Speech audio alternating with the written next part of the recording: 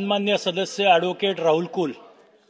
अध्यक्ष महोदय, आज पुण्याच्या दृष्टीनं अतिशय चांगला योग आलेला आहे. जसे आम्ही सगळे उपस्थित प्रश्न करणारे सगळे पुण्याचे शहर आणि ग्रामीण भागातील सन्मान्य विधानसभेचे सदस्य आहेत, तसा योगायोग असा आहे की या ज्या प्रश्नाची आज चर्चा चालू आहे त्याचा अनुभव असणाऱ्याच राज्यमंत्री या संदर्भामध्ये उत्तर देणार आहे. त्यामुळे त्यांना आम्ही सांगितलेली समस्या ही त्यांची समस्या आहे, ते अजून चांगल्या प्रकारे समजून घेतील. दुसरा योगायोग असा आहे की वाहन कोंडीत जे रोजच अडकतात ते दुसरे सदस्य आपले तालिका अध्यक्ष म्हणून बसलेले आहेत. त्यामुळे या सगळ्या प्रश्नाला न्याय मिळेल अशा प्रकारची माझी अपेक्षा आहे. त्यांची सूचना मला मान्य आहे की सगळ्या सदस्यांनी पॉइंटेड प्रश्न विचारले पाहिजेत, परंतु तालिका अध्यक्ष म्हणून बसल्यानंतर त्यांनी ज्या सूचना दिलेल्या आहेत, एक सदस्य म्हणून माझी त्यांना विनंती आहे की ते सदस्य म्हणून आल्यानंतर त्यांनी त्याची अंमलबजावणी करावी. आता मूळ प्रश्नाकडे येतो की याच्यामध्ये जे काही माननीय भीमराव अण्णा तापकीर यांचा पहिला प्रश्न जो आहे ज्याचं उत्तर मिळालेलं नाही, आणि खरं तर मला खात्री आहे की हे जे उत्तर दिलेलं आहे त्याच्यामध्ये राज्यमंत्री म्हणून त्या उत्तर देत असल्या तरी सगळ्याच विषयाशी त्या सहमत आहे असं मला वाटत नाही. ह्यात जे सांगितलेलं आहे की दुभाजक करू, वन वे करू, रोड स्वच्छ करू, मिसिंग लेनचं प्लॅनिंग करू, भूसंपादन करू, असं होत असेल तर चांगलं आहे. परंतु भीमराव अण्णांच्या मताशी मी सहमत आहे की असं कुठलंही चाललेलं आम्हाला त्या ठिकाणी पाहायला मिळत नाही.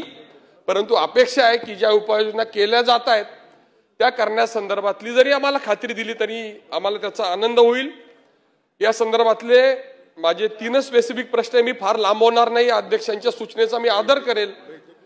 या संदर्भामध्ये सगळ्यात महत्वाचे 2 प्रकल्प शासनाने घोषित केलेले आहेत. पहिला प्रकल्प आहे रिंग रोडचा.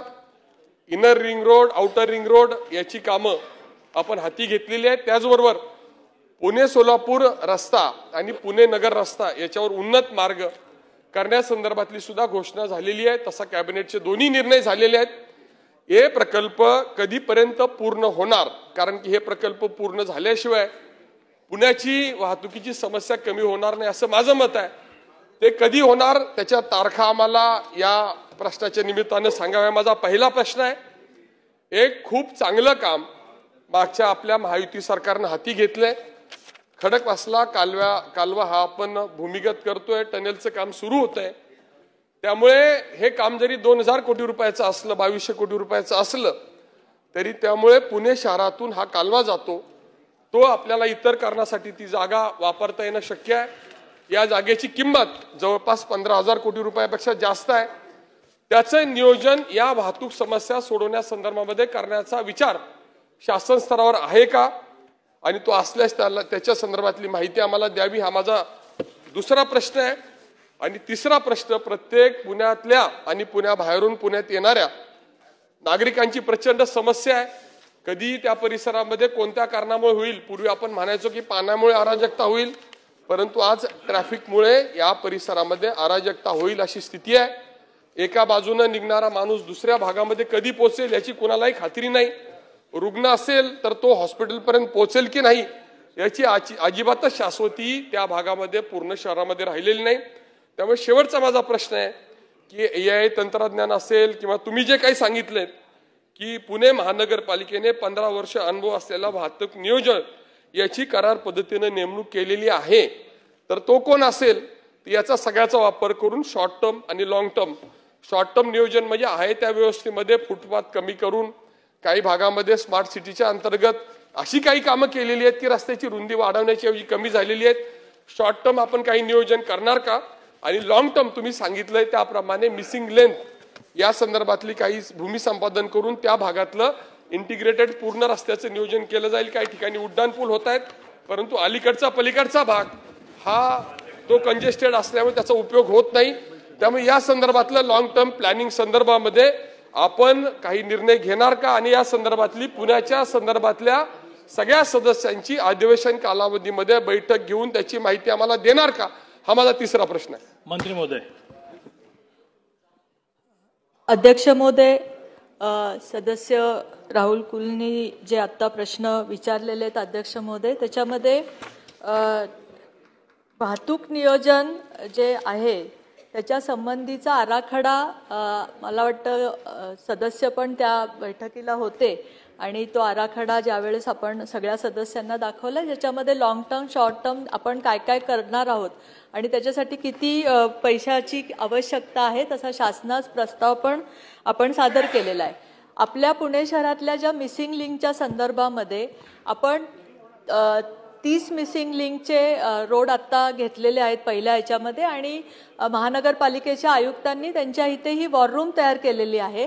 त्याच्यामध्ये ह्या मिसिंग लिंकचे रस्ते घेतलेले जसे आपण 30 रोड जे घेतले ते रुंदीकरणासाठी 30 मिसिंग लिंक आपण शोधल्यात की ज्याच्यामुळे वाहतूक आपल्याला जे कंजेशन आहे ते कमी होऊ शकतं. त्याच्यामधल्या 5 मिसिंग लिंकचं ॲक्विजिशन झालेलं आहे. 10 जे आहेत ते रोड ॲक्विजिशनच्या स्टेजला आहेत अध्यक्ष महोदय आणि बाकीच्या ह्याची प्रक्रिया सुरू आहे. अध्यक्ष महोदय, त्यांनी रिंग रोडच्या संदर्भामध्ये जे विचारलं तर MSRDCचा रिंग रोड आता पूर्ण काम त्याचं सुरू झालेलं आहे आणि जो PMRDAचा रिंग रोड आहे त्याच्यामध्ये आपण जे बऱ्याच प्रमाणामध्ये त्याचं ॲक्विजिशन आता झालेलं आहे पण त्याची अजून पुढची प्रक्रिया झालेली नाही आहे अध्यक्ष महोदय.